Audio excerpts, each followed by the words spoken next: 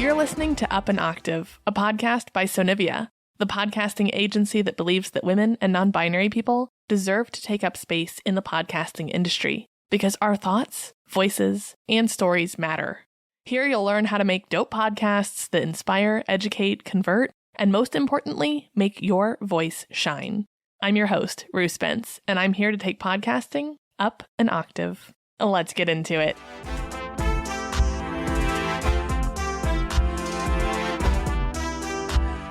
Hello and welcome back to Up an Octave. Today we are going to have a little quickie to talk about 5 things that every podcaster should know. So whether you are brand new to the world of podcasting or you are a seasoned pro, hopefully these 5 things will help you feel even more equipped to make the best show possible. First off, if I've said it once, I've said it 1,000 times, and that is that consistency is key. So when I say consistency, I mean having a regular schedule, and this is both with production and release. Consistency is super important for the algorithm, which I know we are all constantly battling and trying to seek the favor of.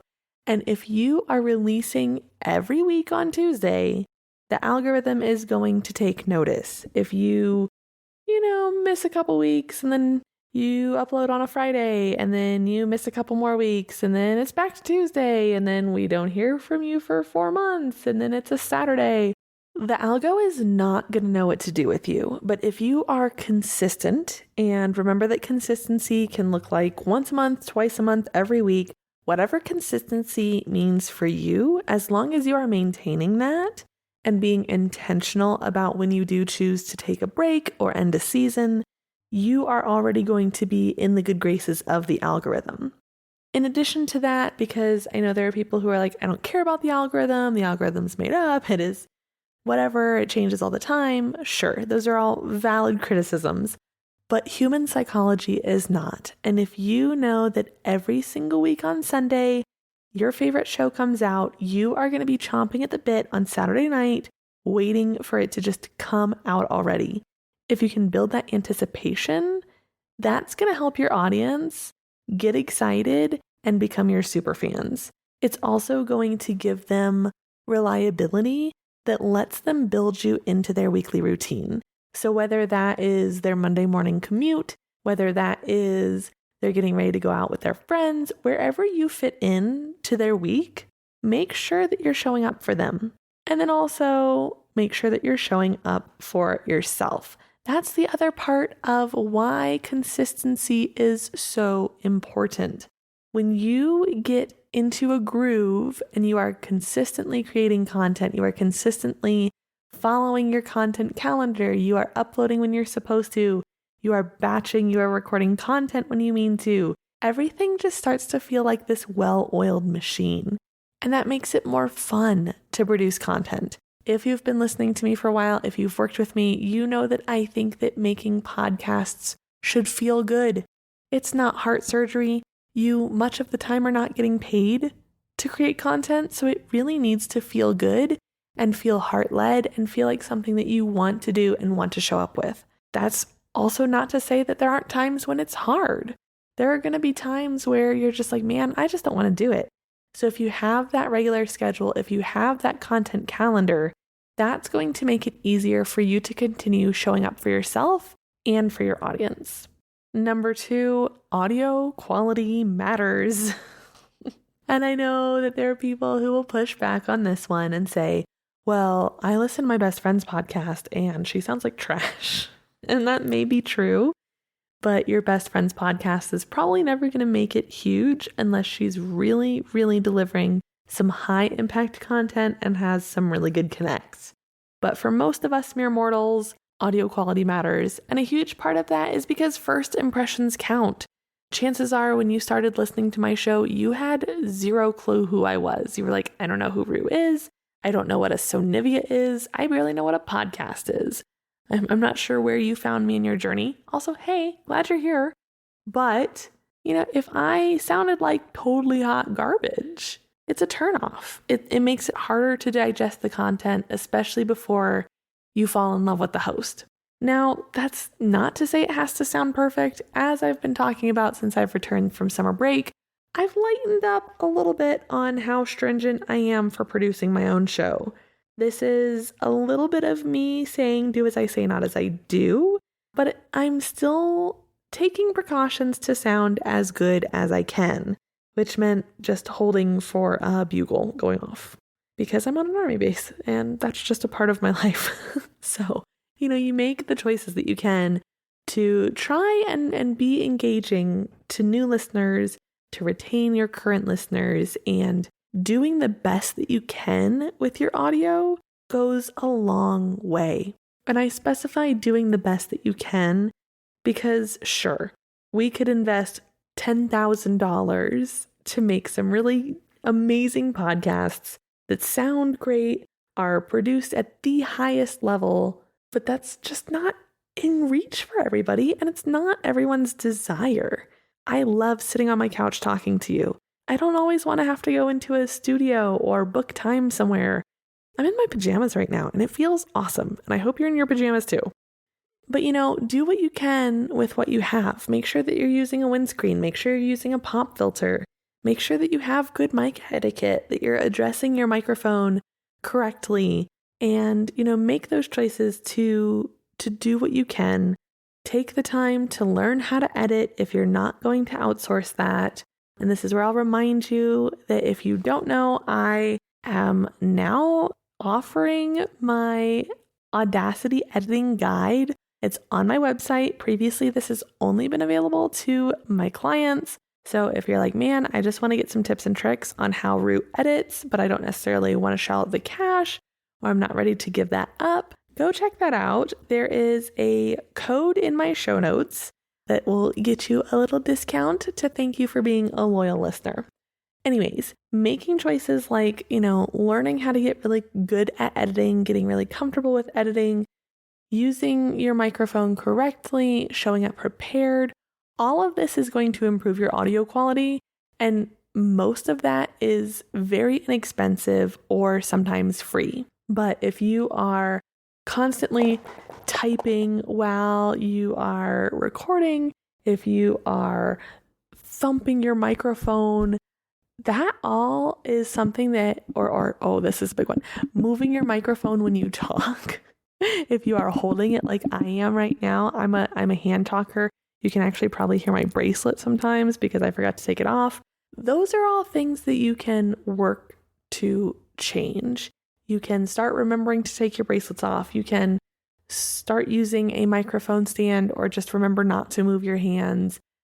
All of these things are choices that you can make and habits that you can learn that are not going to cost you $1 million.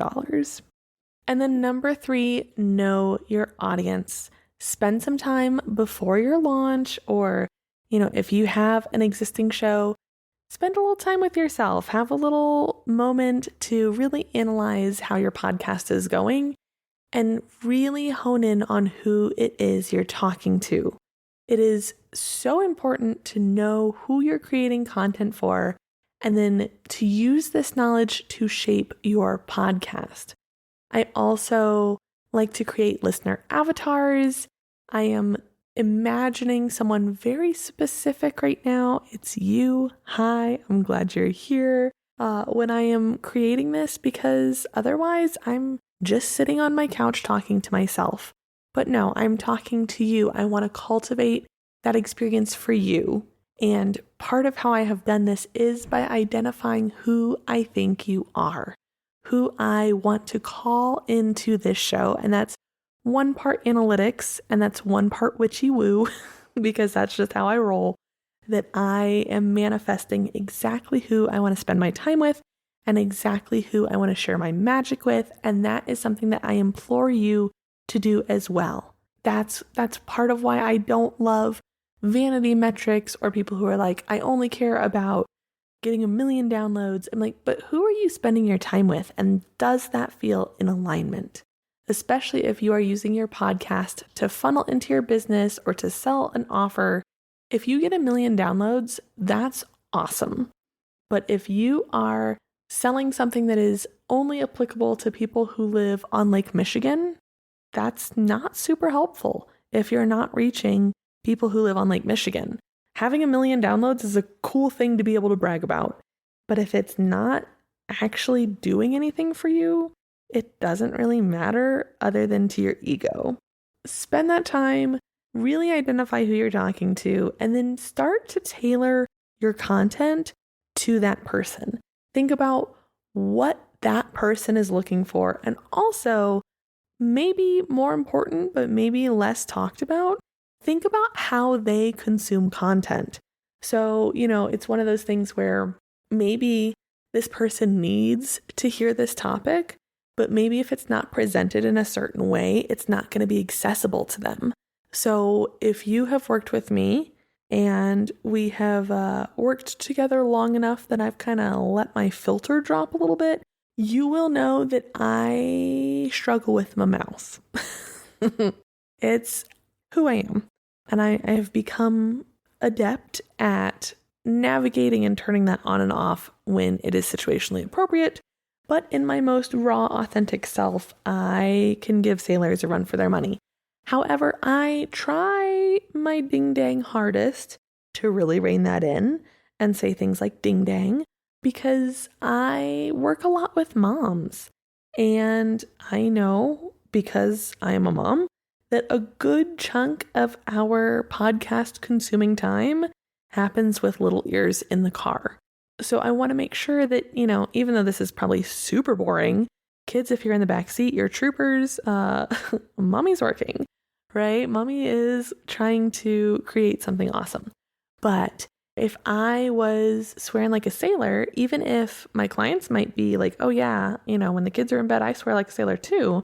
If the only time that they have to think about their podcast is when they are driving the school run or to soccer practice or whatever, and I'm just swearing like a sailor, that's not going to be accessible.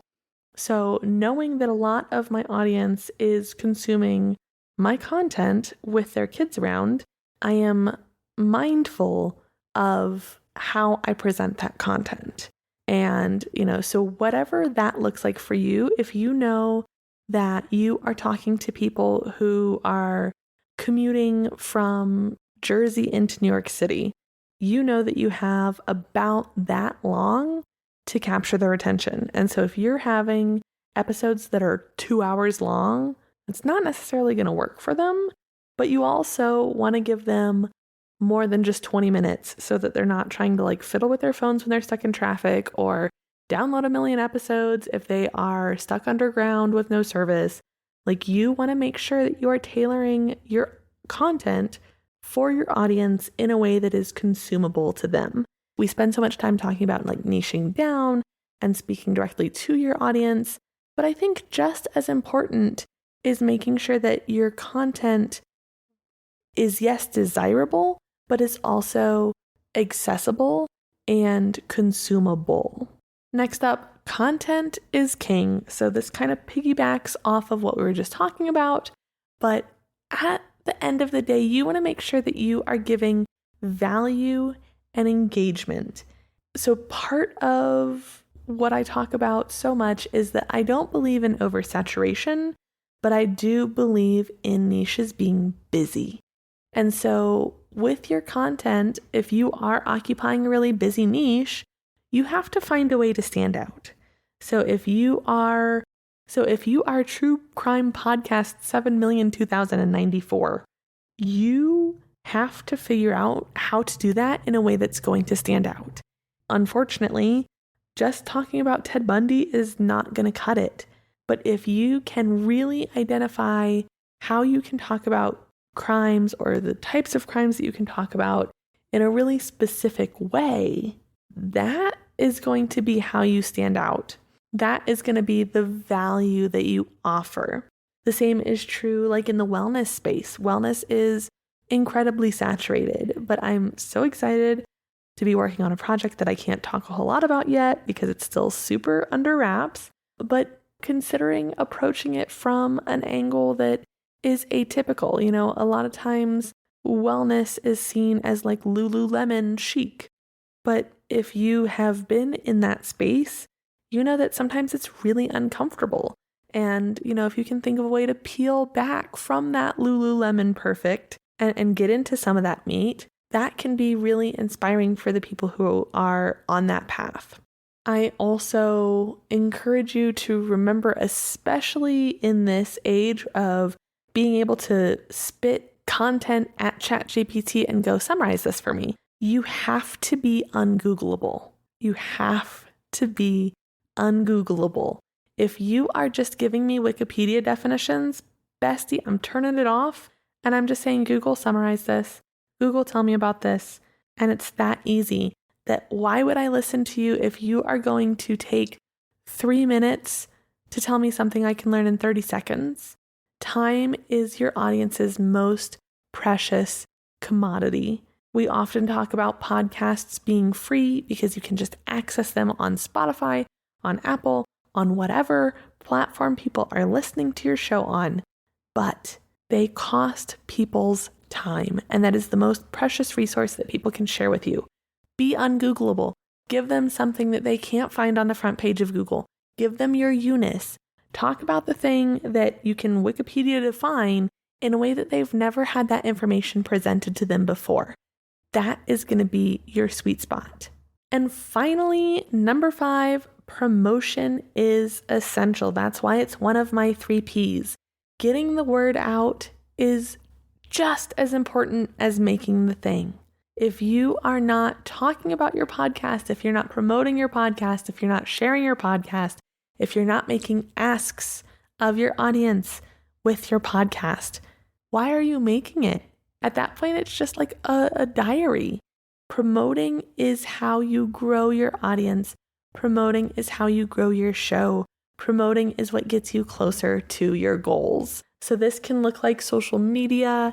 This can look like word of mouth. This can look like collaborations. This can look like talking about yourself at dinner parties. Get really comfortable just owning what you're making. And I know that sometimes that is the hardest part to say, hey, I made this thing and I got really vulnerable, but it would mean a lot to me if you would listen to it. Think about where your audience is spending their time. I have a whole episode on this, but make sure that you are discoverable by the people that you want to be listening to you. With these other tips, we've talked about how to make content for them, what they want to hear, but now you have to go out and find them. Podcasting is not an if you build it, they will come scenario for most people. So get super intentional, spend time where your audience spends time, and get loud. All right, that's it for today. Those are the 5 things that you should know as a podcaster, and I'm super happy to share them with you. So thank you for hanging out with me. You can come keep the party going on Instagram, where you can find me at Sonivia Studios. You can go grab that Editing with Audacity guide at sonivia.com. Make sure you peep the link in the show notes as well as that coupon code. And I will see you next week. So thank you so much for helping me take podcasting up an octave.